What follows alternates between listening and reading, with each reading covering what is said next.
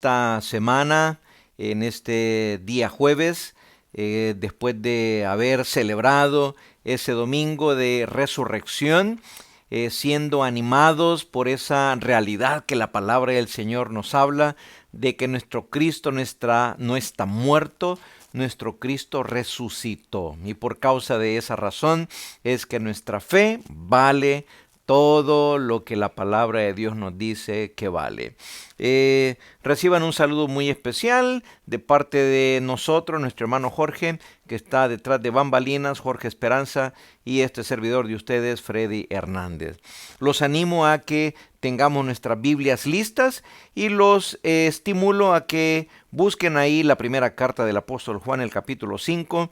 Vamos a dar lectura a unos 5 versículos que nos animan una vez más a recordar por qué razón es que nosotros, sin querer sentirnos superiores a nadie, pero por la pura gracia de Dios nos dice que somos vencedores en este sistema, vencemos al sistema en el cual nosotros estamos viviendo, en el cual nos desenvolvemos, y es a través de nuestra fe. Y no nuestra fe en nosotros, no nuestra fe en el pensamiento positivo que puede llenar nuestra mente y corazón, no, nuestra fe colocada en la persona correcta, en el objeto correcto, que es la persona de nuestro Señor Jesucristo.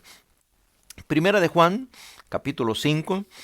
Leo para ustedes los versículos del 1 al 5 que dice así. Todo aquel que cree que Jesús es el Cristo es nacido de Dios. Y todo aquel que ama al que engendró, esto es, al Cristo, ama también al que ha sido engendrado por él. Entonces, ese es Dios Padre, Dios Hijo. En esto conocemos que amamos a los hijos de Dios, cuando amamos a Dios y guardamos sus mandamientos. Así que la palabra de Dios de una y de otra manera nos dice que el cristianismo no solamente es asunto de creer en el vacío, creer en cosas supersticiosas, creer en cosas que no tienen fundamento, no, pero además de eso nos dice que nuestra fe también tiene resultados en nuestra vida, en nuestra conducta, porque nuestra manera de pensar tiene que hacernos cambiar nuestra manera de actuar, nuestra nueva forma de pensar que el Señor nos da a través de la Escritura, tiene que darnos una nueva manera de actuar. Y dice, en esto conocemos que amamos a los hijos de Dios cuando amamos a Dios y guardamos sus mandamientos, pues este es el amor a Dios, que guardemos sus mandamientos, y sus mandamientos no son gravosos. Pero eso se entiende, que los mandamientos de Dios no son pesados. Eso se entiende hasta que el Señor nos ha traído a la luz. Antes uno lo que miraba era una serie de no, que no nos gustaba, y por eso evitábamos acercarnos al Señor. Pero una vez Él nos acercó a su camino, nos trajo a este camino, nos damos cuenta que sus mandamientos no son así de pesados como nosotros nos los imaginábamos estando en la oscuridad. Y luego dice versículos 4 y 5, porque todo el que es nacido de Dios vence al mundo. Y esta es la victoria que ha vencido al mundo, nuestra fe. Y habla de nuestra fe en Jesús, porque es toda la Biblia, y esta carta de Juan, ahí ha estado el enfoque. Y termina diciendo el versículo 5, ¿quién es el que vence al mundo? Sino el que cree que Jesús es el Hijo de Dios. ¿Y cómo sabemos que Él es el Hijo de Dios? Lo sabemos por la Escritura, y lo sabemos por ese evento contundente que apareció, que nos dio a conocer ahí el Señor con su resurrección. Entonces vamos a tener una palabra de oración para entregar este momento en las manos del Señor. Las cosas espirituales, dice la misma Biblia, tienen que entenderse espiritualmente, tienen que discernirse espiritualmente. Entonces necesitamos la ayuda del Espíritu de Dios para poder entender, asimilar y aplicar, poner en acción estas cosas que el Señor nos enseña a través de su preciosa palabra.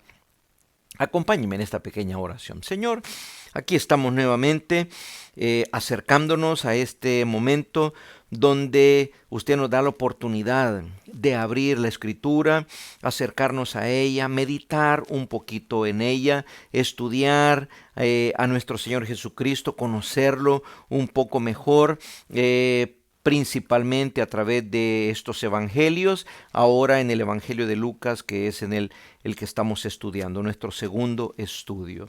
Padre, le rogamos que abra nuestro entendimiento espiritual para entender las Escrituras y también al entenderlas ser exhortados, ser animados, ser estimulados, movernos a la meditación y a la reflexión, a la evaluación en cómo está nuestra vida, ver el mundo, su situación y vernos a nosotros también, ver los problemas, pero ver el gran Dios en el cual usted nos ha permitido poner nuestra confianza y ver que aún los problemas más grandes pueden encontrarse solución con usted. Incluso para la muerte hay solución, dice la Escritura, y la solución tiene nombre, el nombre de Jesucristo, quien dijo: yo soy la resurrección y la vida. Entonces, Señor, aquí venimos delante de usted esta noche a rogarle su ayuda, su favor, su bendición y terminar esta noche gozosos de haber abierto su palabra, gozosos de haber visto un poco más el desarrollo de la persona, la obra de Jesús a través del Evangelio de Lucas. Bendíganos, prospérenos y, Señor, queremos recordar de manera bien particular a dos familias nuestras. Una, nuestra hermana Silvia Espinosa, con esta situación de su esposo Glenn, que tuvo un ataque al corazón el día de ayer. Oramos, Señor, por la recuperación de Glenn y oramos, Señor, alabándolo porque le ha dado la oportunidad de que él se dé cuenta que estuvo a un paso de la eternidad y usted le ha dado esa oportunidad de poder entender el Evangelio y aceptarlo en su vida. Tenga misericordia de él, muévalo al arrepentimiento, Señor, que él pueda recordar las palabras de su esposa Silvia, quien le ha estado compartiendo desde que ella es cristiana, compartiéndole el Evangelio a su esposo. Sostenga a nuestra hermana Silvia en estos momentos difíciles, Señor, para que su fe se mantenga colocada, puesta en usted, y rogando por la salvación de Glenn, al igual que nosotros también lo hacemos. Nos acordamos también de nuestro hermano José, juntamente con su esposa Gladys, quien pues está ya viendo resultados de su situación en su cuerpo, y oramos, Señor, para que cada una de estas cosas que van saliendo, estos orígenes de sus dolorcitos, que puedan ser tratados con delicadeza, que puedan ser tratados muy bien, con profesionalismo, allá donde ellos se encuentran buscando este tratamiento. Señor, hasta allá donde se encuentran, rogamos su bendición, rogamos su paz y su tranquilidad, y también, Señor, un saludo pues y un deseo de que bendiga a nuestros hermanos Antonio y Raquel, quienes están siendo los hospedadores de nuestros hermanos José y Gladys. Así que dejamos este momento en sus manos con alabanza y con gratitud en el precioso nombre de Cristo Jesús. Amén. Pues hermanos, entonces estamos en el estudio del Evangelio según San Lucas, el Evangelio de nuestro Señor Jesucristo según San Lucas. En el primer estudio que tuvimos observamos algunas cosas con respecto al autor Lucas. Vimos que allá en Colosenses, en la carta que el apóstol Pablo envió a los Colosenses, al final menciona dentro de algunos que envían saludos a los hermanos en esa región, uno de ellos que es mencionado es Lucas, a quien el apóstol Pablo se refiere como el médico amado. Y decíamos, qué bendición más maravillosa la que el Señor proveyó para Pablo en esos viajes misioneros, donde pasó un sinnúmero de situaciones difíciles, ataques físicos a su cuerpo, y el Señor le proveyó del médico Lucas para aliviarlo. Este Lucas es el mismo que escribió no solamente el Evangelio según San Lucas, sino esa otra parte, la continuación del Evangelio, y es el libro de los Hechos. Se conoce como los Hechos de los Apóstoles. Sin embargo, son los Hechos poderosos, portentosos del Espíritu Santo a través de los apóstoles. Mirábamos también, nos hacíamos una pregunta que a veces con esa pregunta somos confrontados nosotros los cristianos. Y esa pregunta es, ¿cómo podemos saber realmente que el Jesús que predican los cristianos es realmente ese Jesús? Y dijimos que nuestra fe está fundamentada en cosas bien particulares. Dijimos que nuestra fe es una fe bíblica y allá mencionábamos que el Señor Jesucristo al final de este Evangelio de Lucas en el capítulo 24, como estudiamos también el domingo pasado, el Señor Jesucristo les hizo ver a aquellos discípulos que iban camino hacia Emaús, les hizo entender, les abrió el entendimiento y les explicó las Escrituras. Cuando se apareció a aquellos discípulos que estaban encerrados en aquella habitación, exactamente Jesús hizo lo mismo, les abrió el entendimiento para que entendieran que las Escrituras en el Antiguo Testamento hablan de Él. El Antiguo Testamento fue la palabra profética que se estaba cumpliendo en la persona de Jesús en el Nuevo Testamento. Y así como esa palabra profética del Antiguo Testamento se cumplió en el Nuevo Testamento, esas profecías que todavía están por cumplirse se van a cumplir en un futuro que no sabemos cuándo es, pero esperamos que sea un futuro cercano. Entonces decíamos, nuestra fe es una fe bíblica, no es cualquier Jesús, no es como en algunos lugares se habla el Jesús cabalista, el Jesús de la cabala, o sea, esos son inventos. Nosotros creemos en la suficiencia de las Escrituras. Las Escrituras son suficientes para darnos a conocer todo lo que necesitamos saber acerca de nuestra fe cristiana y de nuestra conducta en cómo debe de ser, lo que le agrada a Dios y lo que le desagrada al Señor. Todo lo encontramos aquí en la Escritura. Lo que el Señor quiere que sepamos, el Trino Dios quiere que sepamos de Él, está en la Escritura. Lo que el Señor quiere que sepamos del Hijo Eterno encarnado se encuentra aquí en las Escrituras. Nuestra fe es una fe bíblica, pero también decíamos, esta fe bíblica es una fe histórica. Y mirábamos que ahí en Lucas el escritor se esforzó por darnos a conocer nombres de personas, nombres de lugares, nombres de eventos particulares que se dieron en aquel tiempo.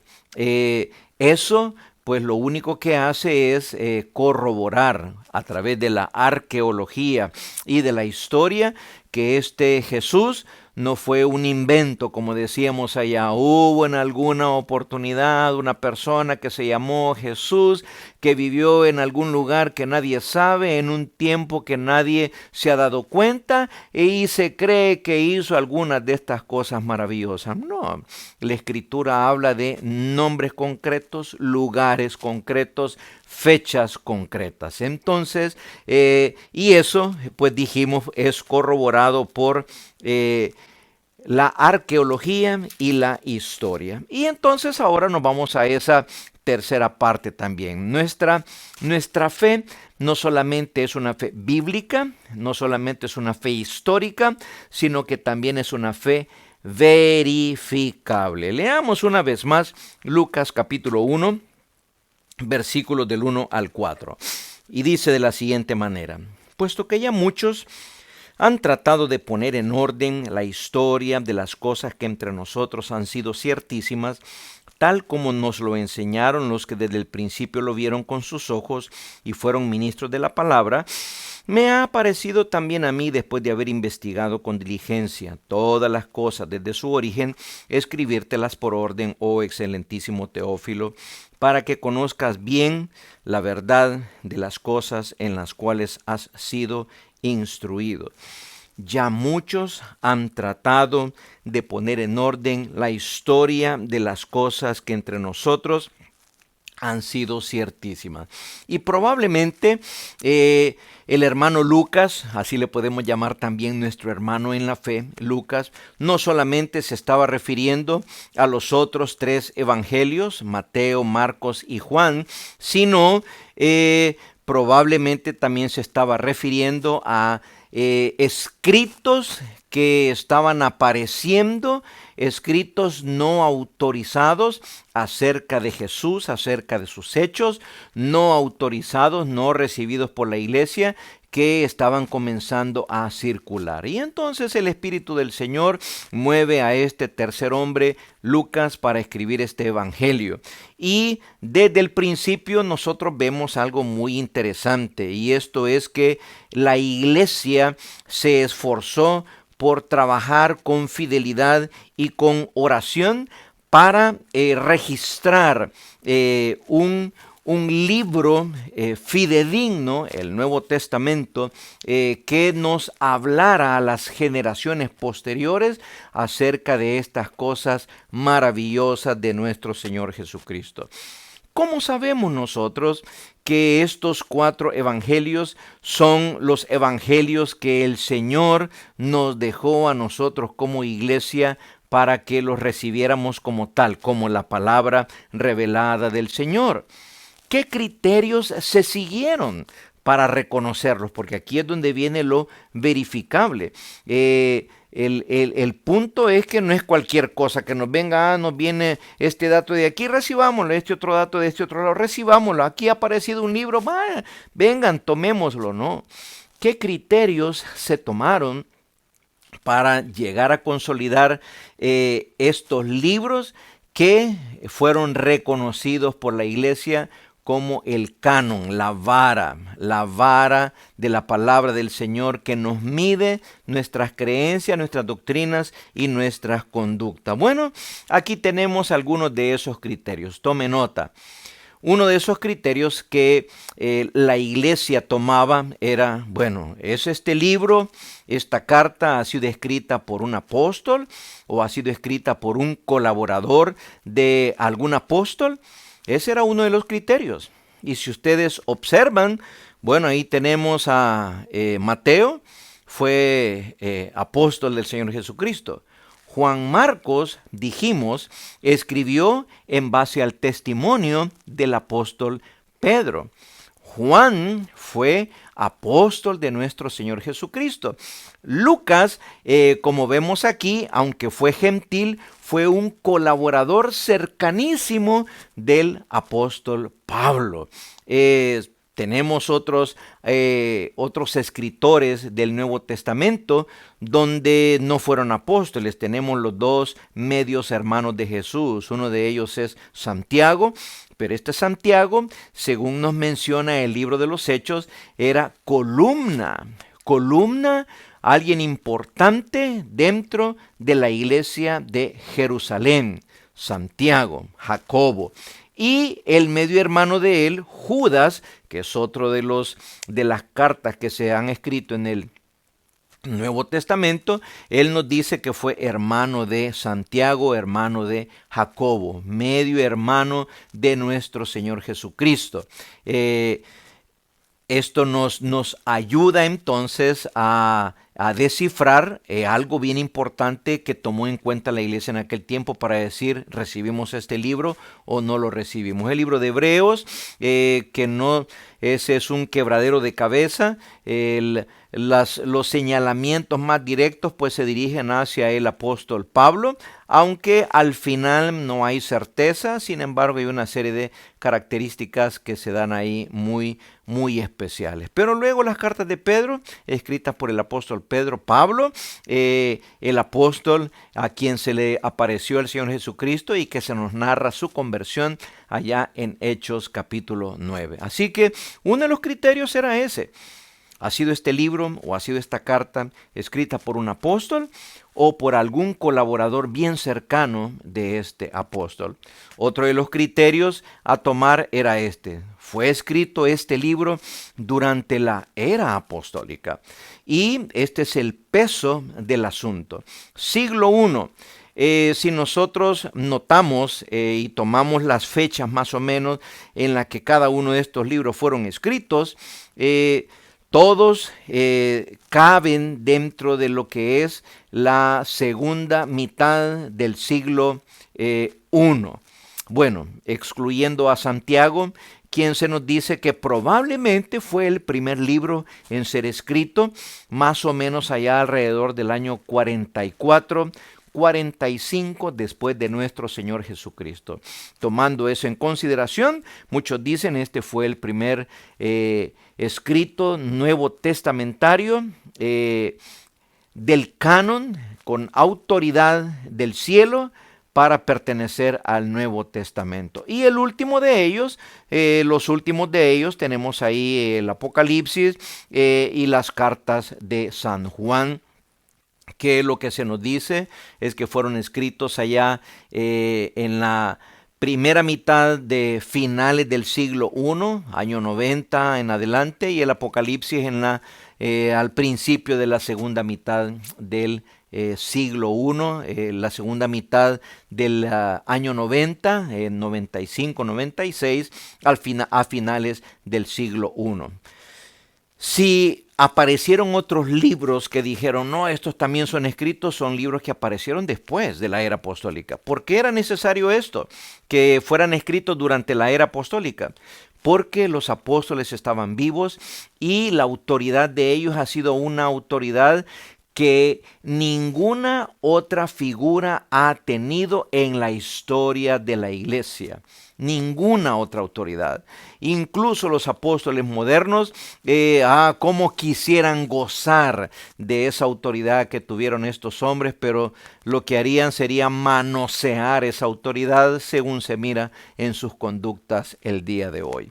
Así que esos son dos criterios. Un tercer criterio es que estos escritos no tuvieran contradicción con lo enseñado por las escrituras, así como se referían ellos al Antiguo Testamento.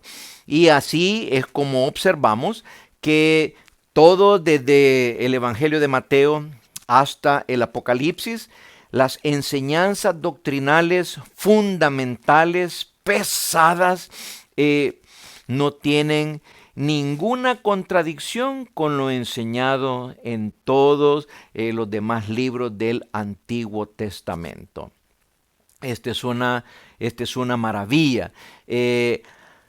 Hubo personas en los primeros siglos, después del siglo I, que pusieron en tela de juicio algunos de estos escritos, por ejemplo, Santiago, cuando de primera vista ellos pensaban que esa fe de la cual hablaba Santiago, la fe basada en las obras, como que contradecía la otra fe que enseñaba el apóstol Pablo, pero al hacer ya un estudio serio, detenido, vemos que no hay ninguna contradicción, sino que lo que hay es complemento de lo dicho por Santiago como por lo dicho por Pablo en cuanto a la fe.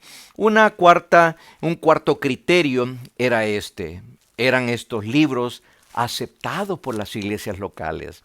Los cristianos, ¿cómo recibían estos manuscritos? ¿Cómo recibían estas cartas? ¿Cómo recibieron estos libros? ¿Las recibieron con recelo o las recibieron con júbilo?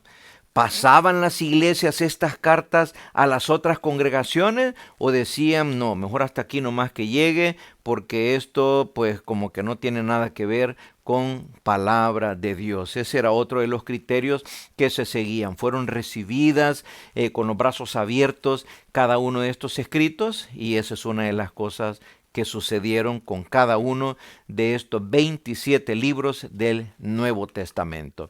Y una última es ese criterio. Este es un criterio subjetivo, sin embargo es un criterio que ustedes y yo, que el Señor nos ha dado la oportunidad de estudiar las Escrituras, podemos decir transforma nuestra vida. Este servidor, de manera especial, allá al final de mi adolescencia, bueno, al final de mi adolescencia, el Señor, por causa de una persona que me estaba evangelizando, yo quise darle a conocer a esta persona que lo que me decía no era correcto, que algunas cosas que me decían no eran correctas porque a mí me las habían enseñado en una clase que yo había tenido en primaria, durante toda mi primaria en ese colegio católico, donde se llamaba Historia Bíblica. Empecé a leer el Nuevo Testamento. Todo el Nuevo Testamento para refutar, para rebatir estas cosas que esta persona me enseñaba o me decía. ¿Cuál fue el resultado? Por la pura gracia de Dios, Él usó la Biblia para que este servidor viniera a sus pies. Todo lo que me habían enseñado, bueno, un montón de cosas que me habían enseñado eran erróneas y eran mis fundamentos básicos de mis creencias religiosas. Y encontrar que no había tal cosa desde Mateo hasta Apocalipsis, para mí eso fue un golpe bien fuerte. Esa persona que me evangelizó es la persona con la que estoy casado felizmente, y que en este mes de abril, si el Señor nos da vida, vamos a cumplir 40 años de casado. Gloria a Él, somos un monumento de la gracia y la misericordia de nuestro Señor. Bueno, entonces, hablando de que nuestra fe es verificable, recuérdese, nuestra fe es una fe bíblica, nuestra fe es una fe histórica, no es invento de Camino Real, no es leyenda, y nuestra fe también es una fe verificable. Hablando de ese amigo Tobiri Anyawille, él se atrevió a decir lo siguiente en uno de los libros que él ha escrito, y dice así: amigo, si estás considerando evaluar lo que dice el cristianismo, te voy a dar un consejo. La única religión que tienes que probar, la única religión que tú puedes comprobar es el cristianismo. Pruébala con toda tu mente, pruébala con todo tu corazón. Hazle todas las preguntas que tengas. Ve con honestidad a las respuestas que da el cristianismo basado en la Escritura. Si encuentras al cristianismo faltante de algo, entonces da la vuelta. Pero si le encuentras convincente, sométete a él. Confía en él. El cristianismo es la única religión que tú necesitas, porque el cristianismo es Cristo Jesús. Bueno, mis hermanos, vayámonos al siguiente punto de nuestro estudio. Y esto tiene que ver en la manera en cómo Lucas nos da la narrativa de nuestro Señor Jesucristo, cómo Lucas ordena esta historia de Jesús. Y vamos a ver 4 cosas, no las vamos a ver todas esta noche, vamos a comenzar a ver algunas de ellas. ¿Cómo ordena Lucas la historia? Y lo primero que vamos a ver es cómo lo ordena de manera cronológica. Otra va a ser cómo lo ordena de manera geográfica. Pero comencemos aquí, de manera cronológica. Aunque estrictamente hablando no es cronológico de un día al otro, de otro mes al otro, pero sí miramos que el flujo lleva un flujo cronológico. El Evangelio de Lucas se puede dividir de manera sencilla en 4 partes. La primera de esas partes tiene que ver con estos 2 capítulos, capítulos 1 y 2. Y ustedes observan, ahí en las imágenes que aparecen son representativas de algunos eventos básicos, conocidos en estos 2 capítulos de Lucas. El primero que aparece ahí a su mano derecha, ese es el Zacarías, el padre, el que llegó a ser padre de Juan el Bautista, recibiendo la visita de este ángel. Ahí Zacarías recibe el anuncio de que va a tener un hijo, de que va a tener descendencia. Zacarías incrédulamente pues se le pone al ángel y queda mudo. Así sale, la gente se dio cuenta por la tardanza del servicio que se estaba dando allá en el templo, y lo vieron turbado cuando salió. Dijeron: no, lo que ha visto es una visión, y exactamente así había acontecido. Luego sabemos de que Elizabeth salió embarazada. Luego la segunda imagen nos habla de la aparición del mismo ángel Gabriel a María, anunciándole que quedaría embarazada y que quedaría embarazada del que nosotros ahora conocemos como Jesús. Y esto es otra de las doctrinas básicas que nosotros los cristianos proclamamos, el embarazo virginal de la Virgen María, o como se llama, la concepción virginal de la Virgen María. El nacimiento fue ya un nacimiento normal. El milagro sucede en que el Espíritu Santo a esta muchachita, a esta jovencita llamada María, la dejó embarazada por un acto milagroso del Santo Espíritu de Dios. Fíjese cómo lleva la cronología. 6 meses antes sale embarazada Elizabeth. Después de eso sale embarazada María, y vemos ahí en el resto del capítulo 1 la visita que hace María a su prima Elizabeth en alguna parte de Judea. Luego en el capítulo 2 miramos el nacimiento de nuestro Señor Jesucristo. Todo esto lleva esa cronología, la cronología de antes de que naciera Jesús al momento de su nacimiento, con todas esas cosas maravillosas que se nos narran ahí en el Evangelio de Lucas, de que el Señor mandó esta noticia maravillosa, no a la gente ricachona, no, le manda esta noticia a pastorcitos.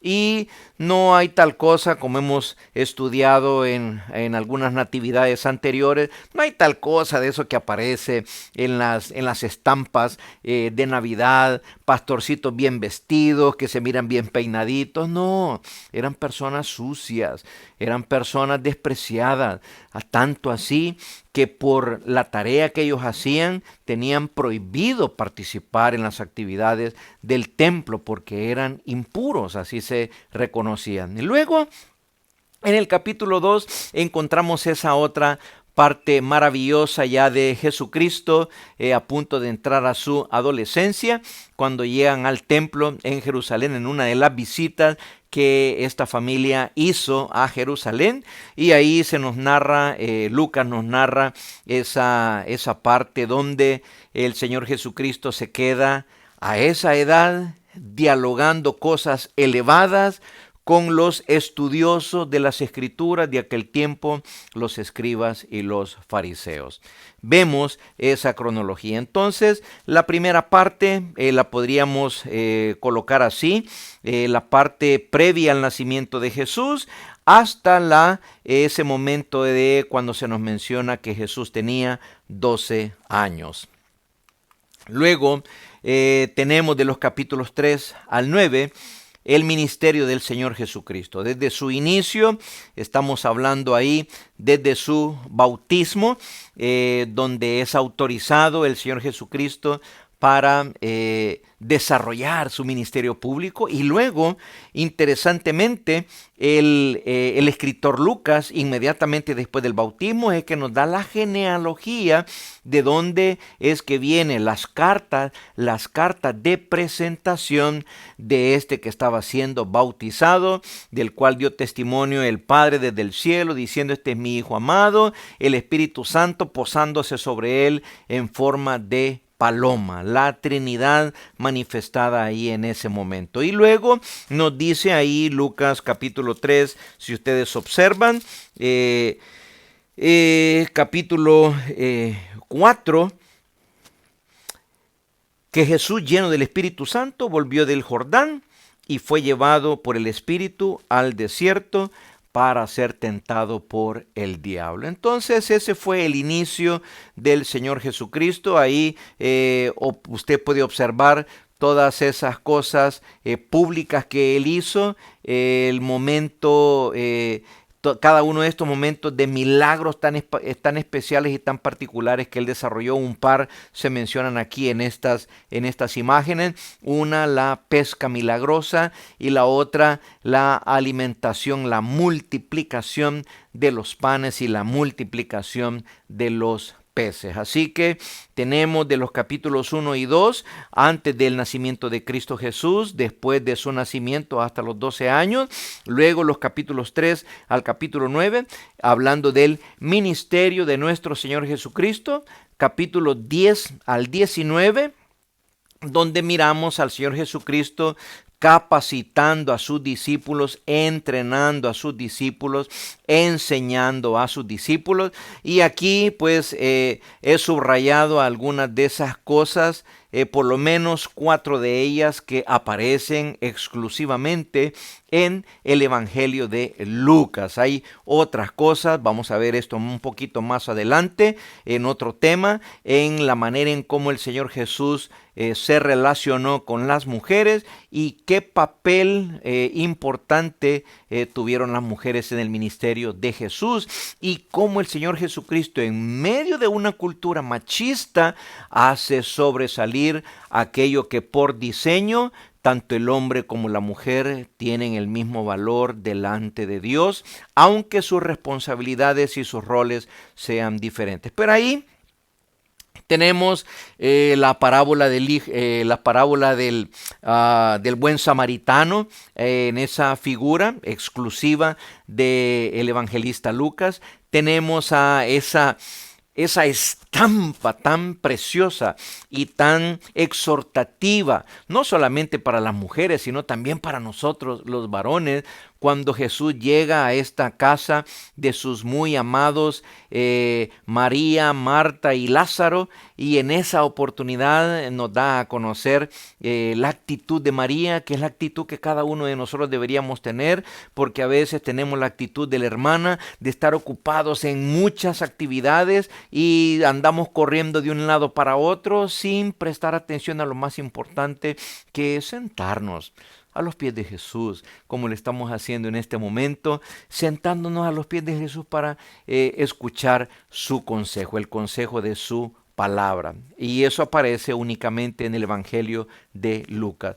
La parábola del hijo pródigo, otra de esas maravillas que nos enseña el escritor Lucas, aparece solamente ahí. Eso es en el entrenamiento de Jesús para con sus discípulos. Y luego esa otra parábola del rico y Lázaro, que el próximo jueves, si el Señor nos da vida, nuestro hermano Erwin nos estará dando unas enseñanzas acerca de esa parábola de manera particular, Dios mediante. Y pues ahí concluimos con lo que es la entrada triunfal, ya en el capítulo 19 de Lucas. Entonces, así va.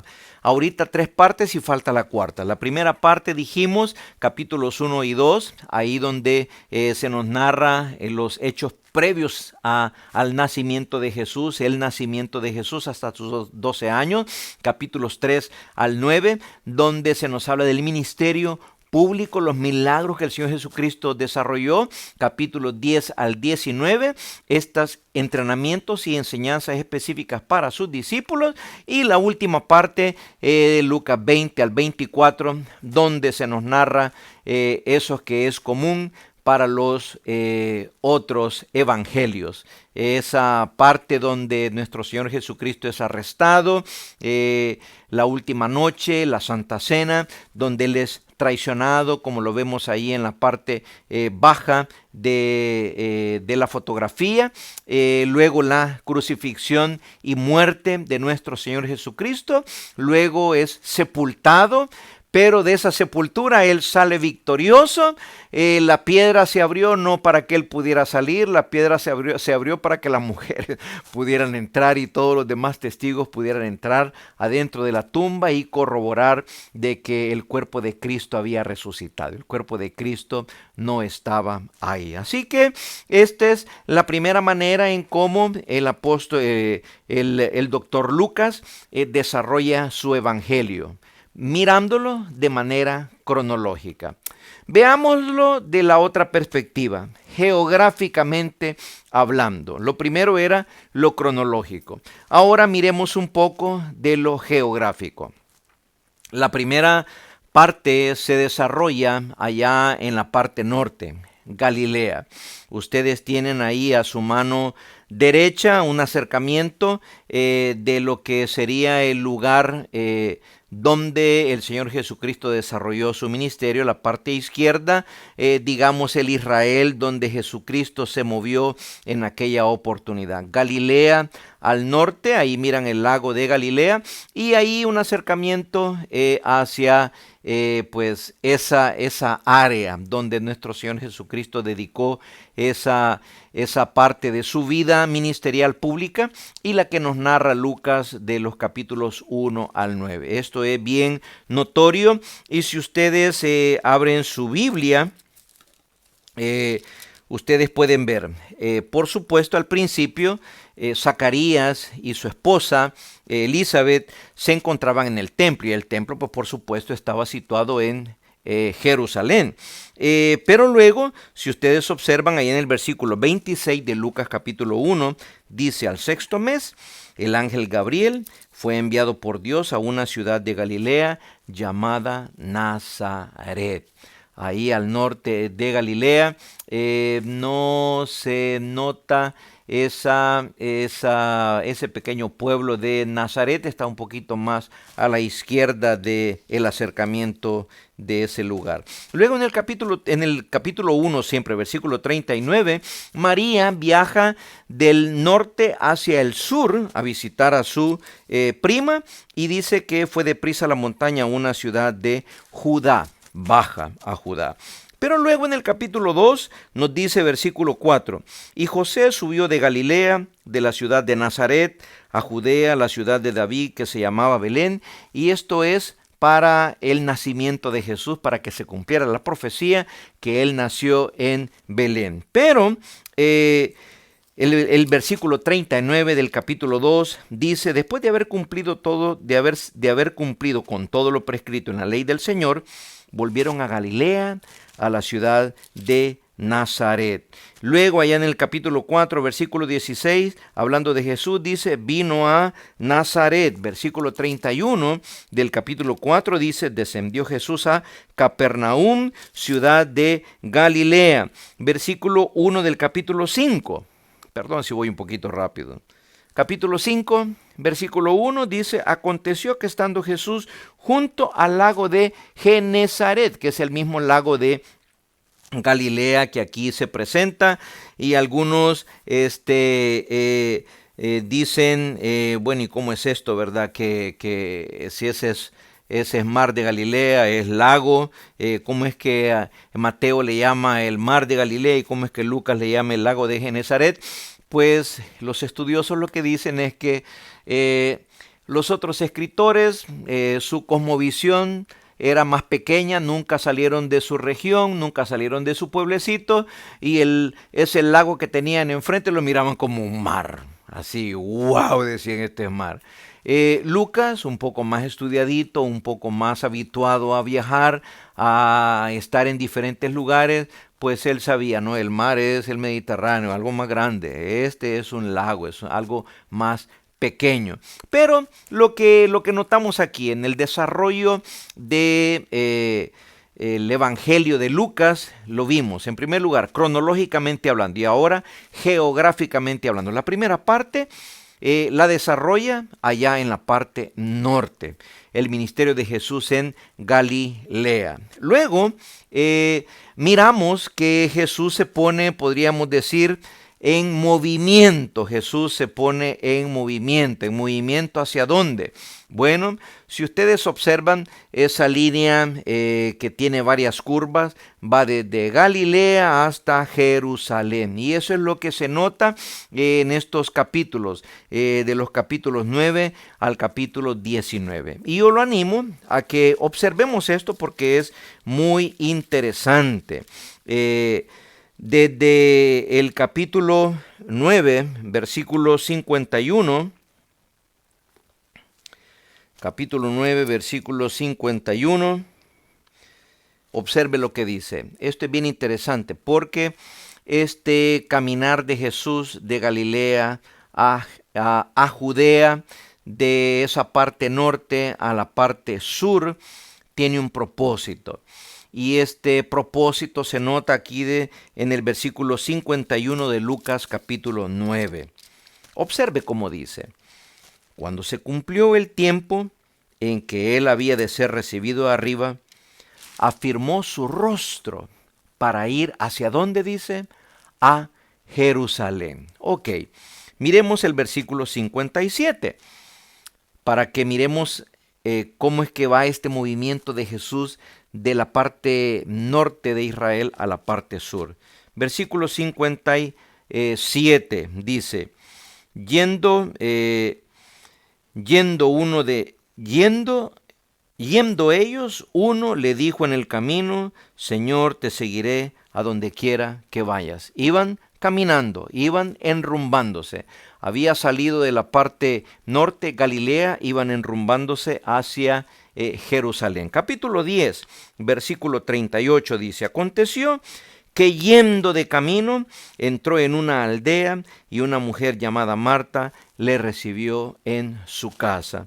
Capítulo 13, versículo 22. Observe lo que dice, capítulo 13, versículo 22. Dice, pasaba Jesús por ciudades y aldeas, enseñando y encaminándose a Jerusalén. La perspectiva la tenía puesta allá en Sión, Jerusalén, donde iba a cumplir el final de su misión aquí terrenal. Capítulo 18, versículo 31, observe lo que dice.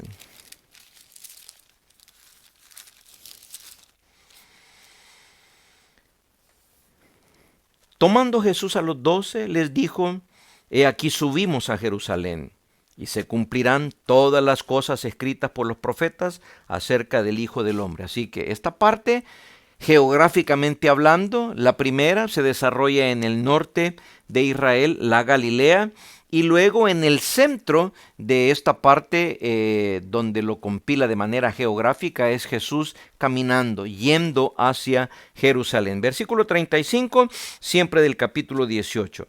Aconteció que acercándose Jesús a Jericó, un ciego estaba sentado junto al camino, mendigando. Ahí tenemos esa parte donde ya Jesús ha llegado casi al sur, en esa parte donde se mira ya el último quiebre de la flechita, estamos hablando de Jericó. Luego en el capítulo 19, el versículo 1 dice, habiendo entrado Jesús en Jericó, iba pasando por la ciudad, nos menciona antes de llegar a Jericó, mientras cruzaba Jericó, y luego en el versículo 28 del capítulo 19 nos dice, dicho esto, iba adelante subiendo a Jerusalén. Y luego pues encontramos ahí la entrada triunfal, donde ya él entra a Jerusalén. Este es el Jesús en movimiento, esta es la manera en cómo el apóstol, el doctor Lucas, desarrolla su evangelio. Geográficamente hablando, Galilea, Jesús en camino, atravesando diferentes vías, diferentes pueblecitos, con la mira de llegar hasta Jerusalén. Y por último, pues miramos ahí la última parte de los capítulos 19 al 24, a Jesús ya desarrollándose en esa ciudad, la ciudad de Jerusalén, donde él había de entregar su vida a favor de cada uno de nosotros. Esto es lo que cierra esta parte en cómo Lucas ordena su evangelio. Así que, otra vez, repitiendo, ¿cómo ordena Lucas su evangelio? Bueno, dijimos allá, lo ordena de esta manera cronológica, lo ordena de esta manera geográfica y también lo ordena de una forma dramática. Si nosotros prestamos atención al leer el Evangelio de Lucas, vamos a ver que lleva como un crescendo. Esto de crescendo pues es un término que se usa en la música, que el sonido va en aumento, o sea, hay una expectación, o sea, que se va dando. Y pues ahí notamos algo muy, muy, muy interesante. Los capítulos 1 al 9 de Lucas lo que señala es la popularidad de nuestro Señor Jesucristo. Él llega a ese momento donde todo mundo pues lo aclama, y eso lo vemos allá desde esa porción que vimos ahí en Lucas capítulo 2. Si usted vuelve otra vez al capítulo 2 y mira los versículos 46 y 47, que dice así, Lucas capítulo 2, versículos 46 y 47, que dice: y aconteció que 3 días después le hallaron en el templo, sentado en medio de los doctores de la ley, oyéndoles y preguntándoles. Y todos los que le oían se maravillaban de su inteligencia y de sus respuestas. Comienza la popularidad del Señor Jesucristo. Capítulo 3, versículos 15 al 17. Miramos ahí el anuncio que Juan el Bautista hace de la venida del Mesías. 15 al 17 dice: como el pueblo estaba en expectativa, preguntándose todos en sus corazones si acaso Juan sería el Cristo, respondió Juan diciendo a todos: yo a la verdad os bautizo en agua, pero viene uno más poderoso que yo, de quien no soy digno de desatar la correa del calzado. Él lo bautizará en Espíritu Santo y fuego. Su aventador está en su mano y limpiará su era y recogerá el trigo en su granero y quemará la paja en fuego que nunca se apagará. Ya Juan el Bautista, ya en este momento del ministerio público del Señor Jesucristo, anuncia la venida del Mesías. Capítulo 4, versículos 14 y 15, observe lo que dice: y Jesús volvió en el poder del Espíritu a Galilea, y se difundió su fama por toda la tierra de alrededor, y enseñaba en las sinagogas de ellos, y era glorificado por todos. 16 al 21. Vino a Nazaret, donde se había criado, y en el día de reposo entró en la sinagoga, conforme a su costumbre, y se levantó a leer.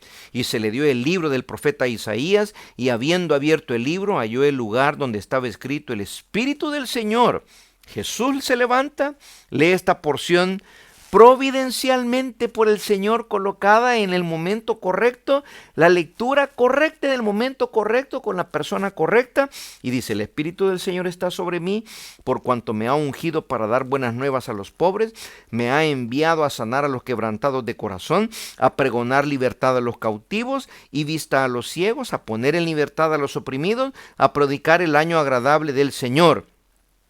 Hasta ahí todo estaba bien, hasta ahí no habría habido ningún problema. Es como si alguno de nosotros se levanta a la hora de la lectura bíblica y lee esto, pero lo maravilloso es lo que viene a continuación, donde dice el versículo 20: y enrollando el libro, lo dio al ministro y se sentó, y los ojos de todos en la sinagoga estaban fijos en él, y comenzó a decirles: hoy se ha cumplido esta escritura delante de vosotros. Él, respaldando, diciendo: las escrituras respaldan quien yo soy, y este soy el que menciona el profeta Isaías. Tremendo, mis amados hermanos. Luego, a partir del capítulo 9, pues ya comienza esa situación difícil, la oposición en contra de nuestro Señor Jesucristo. Ya en el versículo 22 del capítulo 9 observamos que el Señor predice su muerte y su resurrección. Dice, capítulo 9 de Lucas, versículo 22, diciendo: es necesario que el Hijo del Hombre padezca muchas cosas y sea desechado por los ancianos, por los principales sacerdotes y por los escribas, y que sea muerto y resucite al tercer día. Y eso es lo que empezamos a ver. El Señor Jesucristo es acusado de echar fuera a los demonios, respaldado por el poder de Satanás, el poder de Belcebú. Increíble. La animosidad de los escribas y los fariseos va creciendo. Jesús hace una advertencia seria a los fariseos. Se muestran aquellos ayes del Señor Jesucristo en contra de los escribas y fariseos. Luego, ahí en el capítulo 14, el Señor Jesucristo señala el costo que hay en seguirle a Él. Luego miramos ahí cómo la cosa se va poniendo cada vez más difícil hasta llegar a ese momento del complot que empiezan a fraguar estos hombres para matar a nuestro Señor Jesucristo. Luego, después de eso, Jesús es arrestado, Jesús es crucificado, Jesús es muerto, y aquellos hombres, según ellos, felizmente habían triunfado, pero no hay tal cosa, porque Lucas no solamente nos habla de ese momento de popularidad, y esto es lo que nos menciona en ese dramatismo que el Evangelio de Lucas desarrolla, la popularidad del Señor Jesucristo, la oposición en contra de Cristo Jesús, pero el triunfo de nuestro Señor Jesucristo, y eso es lo que miramos al final en el capítulo 24. El Señor Jesucristo no se quedó sepultado, el Señor Jesucristo ha resucitado, y fue parte de lo que estudiamos el domingo anterior, hablando de por qué razones que nosotros celebramos la resurrección de nuestro Señor Jesucristo.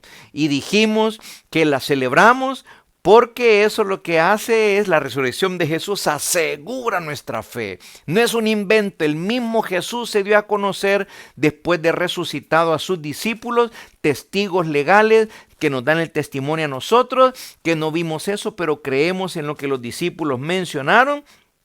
La resurrección de Jesucristo también confirma las Escrituras, porque así como dijeron que iba a suceder, así sucedió. La resurrección de Cristo Jesús reaviva nuestra misión, recordándonos que no solamente es para recibir, sino para dar a compartir, a conocer, a proclamar el glorioso evangelio de nuestro Señor Jesucristo. Y además de eso, la resurrección de Jesucristo nos da poder para vivir. No hay nada, mis queridos hermanos, para nosotros los cristianos. No hay ningún hábito pecaminoso, no hay ninguna costumbre que se nos haya arraigado en lo profundo de nuestro ser que no pueda ser quitada, cambiada por un nuevo ánimo, una nueva manera de vivir que el Cristo resucitado no pueda hacer en nosotros. Es mentira que un cristiano o una cristiana pueda decir: yo nunca voy a cambiar con esta mi debilidad, con esta mi situación. No hay tal cosa. El Cristo resucitado nos da poder, y ese poder es el Espíritu Santo, que es el que nos hace nacer de nuevo y es el que nos hace creer en nuestro Señor Jesucristo. Y esa es una de las cosas que a la luz de la Escritura yo creo. Un muerto no puede tener ninguna reacción ante la luz, no puede tener ninguna reacción ante el sonido, no puede tener ninguna reacción ante el alimento. Un muerto está muerto, no tiene reacción. Para que ese muerto pueda ver, para que ese muerto pueda escuchar, para que ese muerto le dé hambre, tiene que ser dado vida, pero tiene que venir alguien de afuera a darle vida, y eso es lo que el Señor hizo con nosotros a través de Jesús, al enviar al Espíritu Santo. El Espíritu Santo nos da nueva vida, y al tener nueva vida nos damos cuenta que somos pecadores, y ahí clamamos por un Salvador, clamamos por un Redentor. Bueno, mis hermanos, y nos queda uno último que vamos a verlo después de esta semana que viene a la otra manera en cómo Lucas ordena su evangelio. No solamente lo ordena cronológicamente, geográficamente, dramáticamente, sino que también lo ordena teológicamente. Y bueno, estas cosas las he tomado de uno de los libros de nuestro amigo Tobiri Anyawile, que lo pone de esta manera tan bonita. Yo digo, pues para qué estarse inventando otra cosa y presentar este mensaje de esta forma. Así que, hermanos, esta es la fe que vence al mundo, nuestra fe en el glorioso Cristo Jesús, el Cristo que sí murió por nuestros pecados, pero resucitó para nuestra justificación como lo dice el apóstol Pablo ahí en Romanos, en el capítulo 4, el último versículo de ese capítulo. Vaya pues, hermanos, entonces sigamos animándonos en este estudio. Vaya a leerse allá la parábola del rico y Lázaro, porque eso es lo que vamos a estar estudiando el próximo jueves, si el Señor lo permite, a través de la persona de nuestro hermano Erwin Soruco. Concluyamos con una pequeña oración en esta noche. Muchas gracias, Señor, por este tercer evangelio que usted nos permite estudiar y acercarnos a él. Gracias porque está afirmando a través de Mateo, Marcos y Lucas, está afirmando la persona, la obra de nuestro Señor Jesucristo. Nos anima, Señor, a mirar hacia el cielo, nos anima a imitarlo a Él, nos anima al ver que ciertamente este Jesús puso sus pies aquí en la tierra. Ciertamente este Jesús anduvo en cada uno de estos lugares. Hubo personas que lo vieron, hubo personas que lo tocaron, y no solamente previo a su muerte, previo a su resurrección, sino que después de su resurrección hubo testigos que nos hablan de estas cosas y alimentan nuestro corazón para seguir este caminar a esta persona, a Cristo Jesús, quien dijo: yo soy el camino y la verdad y la vida, y nadie viene al Padre si no es por mí. Muchas gracias, Espíritu Santo, por haber dejado la Escritura revelada para nosotros y nosotros tomarla el día de hoy, que aunque este libro ha sido perseguido para ser destruido de la faz de la tierra, hasta el día de hoy ha perseverado, y el día de hoy nosotros podemos decir que tenemos un libro confiable, 100% confiable, que nos habla la verdad, que nos habla del Dios verdadero al que debemos conocer, el Trino Dios, Dios Padre, Dios Hijo y Dios Espíritu Santo, que nos da a conocer el camino a la salvación, el camino al cielo, que es nuestro Cristo Jesús, y que nos da a conocer también cómo es que nosotros debemos vivir nuestra vida y de dónde es que podemos sacar ese poder para vivir nuestra vida. A usted el honor, Señor, a usted la gloria. Ayúdenos a gozarnos en esto, ayúdenos a deleitarnos en esto, pero ayúdenos a vivirlo para su gloria y para su honra. Gracias. Denos un reparador descanso en esta noche para las actividades que usted nos permita tener el día de mañana, si así a usted le place darnos vida. Lo alabamos, lo bendecimos, en el nombre precioso de Cristo Jesús. Amén. Pasen buenas noches, amados hermanos, que el Señor me los siga bendiciendo.